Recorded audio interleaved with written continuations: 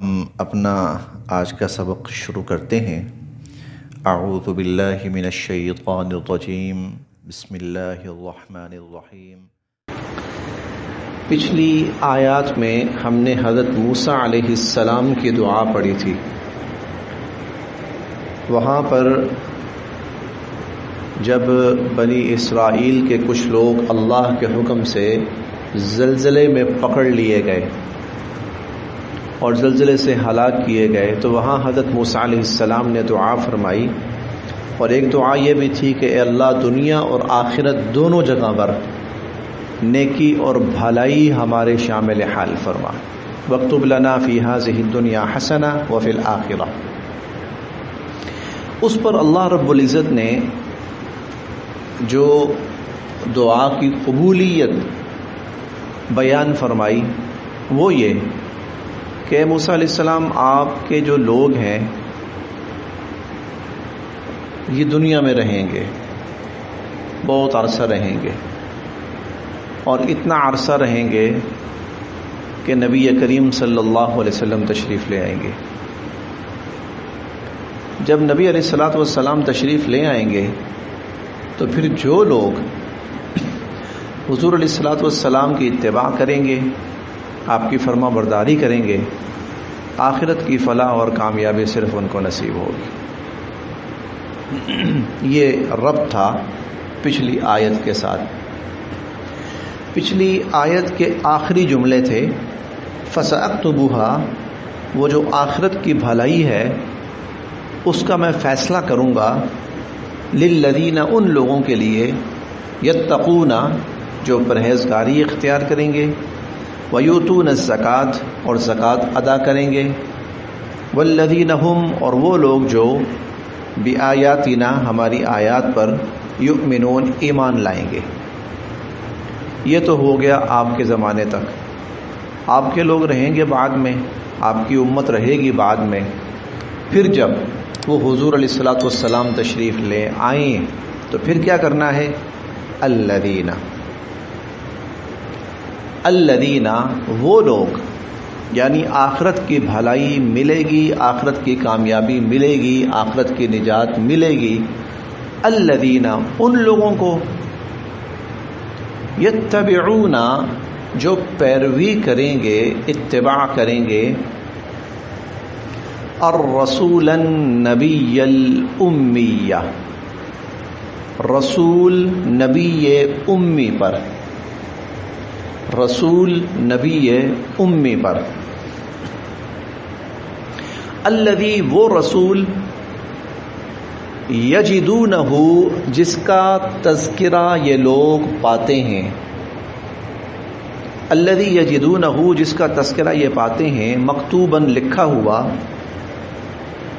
عندہم، اپنے پاس موجود، فی التوراۃ، تورات میں، والانجیل، اور انجیل میں۔ الذی یجدونہ مکتوباً عندہم فی التوراۃ والانجیل، وہ نبی کے جن کا تذکرہ ان کے پاس موجود تورات اور انجیل میں مذکور ہے، لکھا ہوا ہے۔ اب یہاں اللہ تعالیٰ نے تین لفظ بڑے عجیب ارشاد فرمائے، الرسول، النبی، الامی۔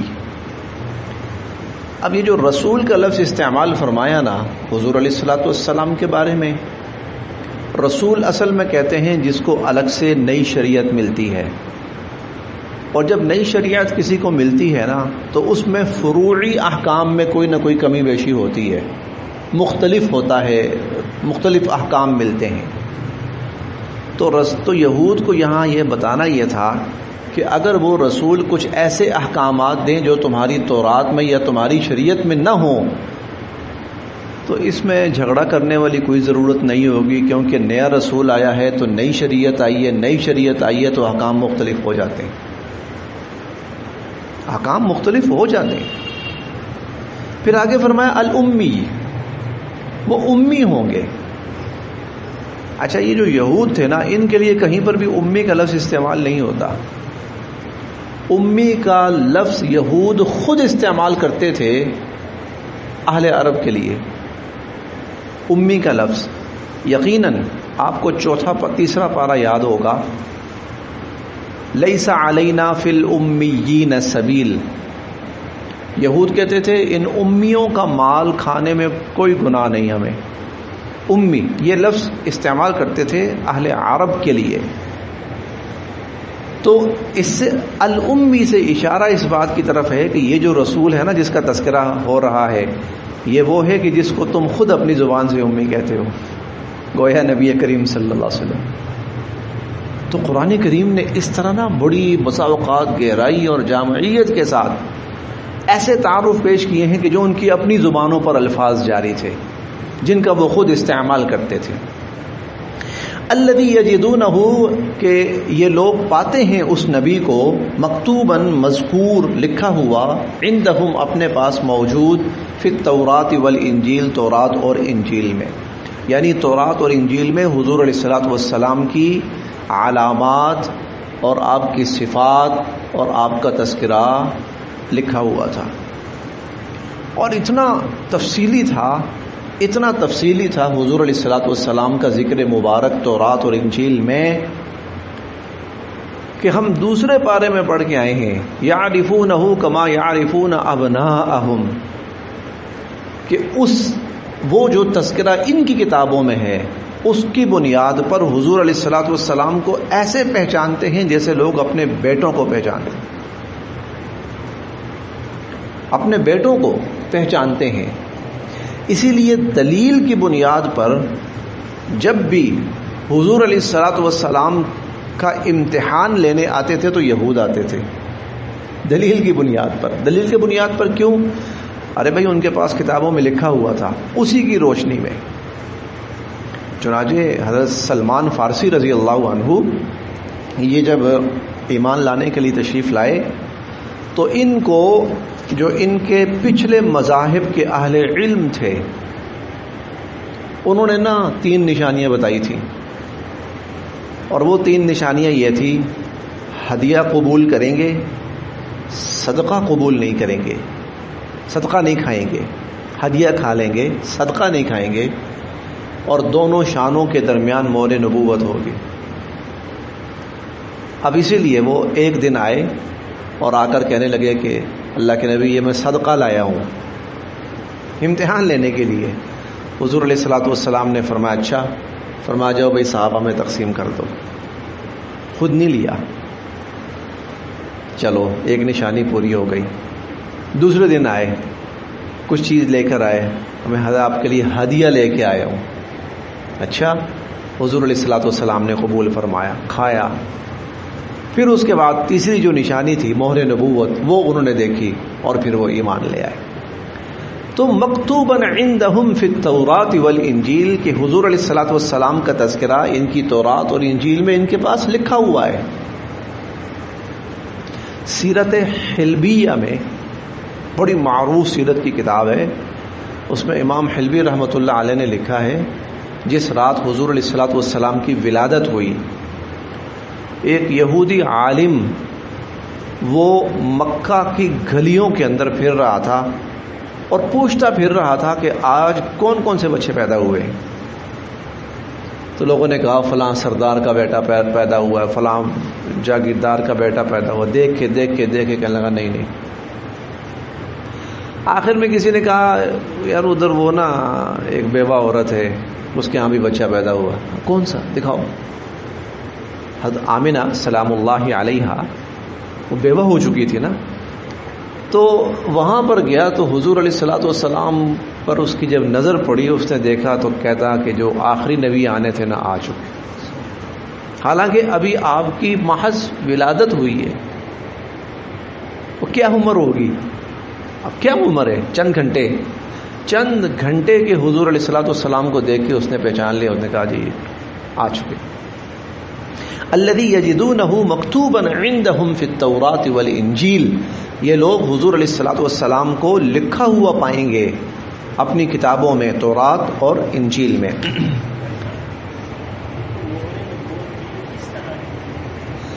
تھوڑا سا گوشت ابھرا ہوا تھا، تھوڑا سا گوشت کا چھوٹا سا انڈا ٹائپ آپ کہہ لیں، اس طرح کا ابھرا ہوا حصہ تھا وہ. یأمرہم، وہ نبی ان کو حکم دیں گے بالمعروف، بھلائی کے کاموں کا، وینہاہم، اور ان کو منع کریں گے، روکیں گے، عن المنکر، برائی کے کاموں سے. وہ بھلائی کے کاموں کا حکم دیں گے اور برائی کے کاموں سے منع کریں گے. وَيُحِلُّ، اور حلال کریں گے، لہم، ان کے لیے، الطیبات، پاکیزہ چیزیں. وَيُحِلُّ لَهُمُ الطَّيِّبَاتِ، اور تمام پاکیزہ چیزوں کو ان کے لیے حلال کریں گے.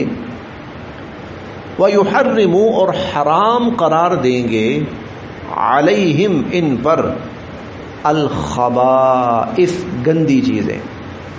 اور گندی چیزیں، ناپاک چیزیں، وہ ان پر حرام قرار دیں گے. وَيَضَعُ، اور ہٹائیں گے، عنہم، ان سے، اسرہم، ان کے بوجھ، اسر بوجھ. والاغلال، اغلال غل کی جمع ہے، طوق، طوق گلے میں ڈالا ہوا طوق.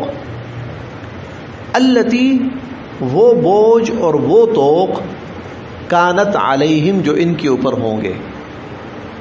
وہ نبی وہ بوجھ اور وہ طوق ان سے ہٹائیں گے جو ان کے اوپر ہوں گے. اس سے مراد ایک تو اللہ کی طرف سے ان پر سخت شریعت اتری تھی، یہود پر اللہ کی طرف سے سخت شریعت اتری تھی، اللہ نے اپنی حکمت سے اتاری تھی.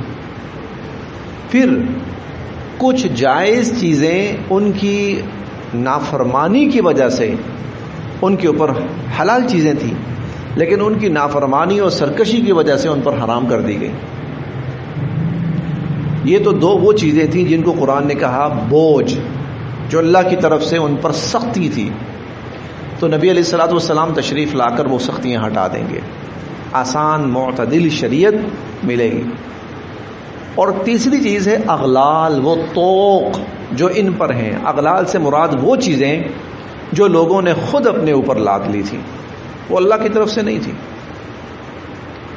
چاہے ان کے مذہبی طبقے نے ان کے اوپر مسلط کر دی، چاہے ان لوگوں نے اپنے اوپر خود لازم کر لی، حالانکہ اللہ کی طرف سے نہیں تھی. تو وَيَضَعُ عَنْهُمْ إِصْرَهُمْ، وہ نبی دور کریں گے ان سے ان کے بوجھ اور وہ طوق، التی کانت علیہم، جو ان کے اوپر ہوں گے. فالذین، پس جو لوگ، آمنو، ایمان لائے، بہی، اس نبی پر، وعزروہ، اور اس کی تعظیم اور احترام بجا لائے، ونصروہ، اور اس نبی کی مدد اور نصرت کی، واتبعوا، اور قبول کیا، النور، اس نور کو، روشنی کو، الذی، جو، انزل معہ، جو حضور علیہ الصلوۃ والسلام پر اتاری گئی، قرآن کریم.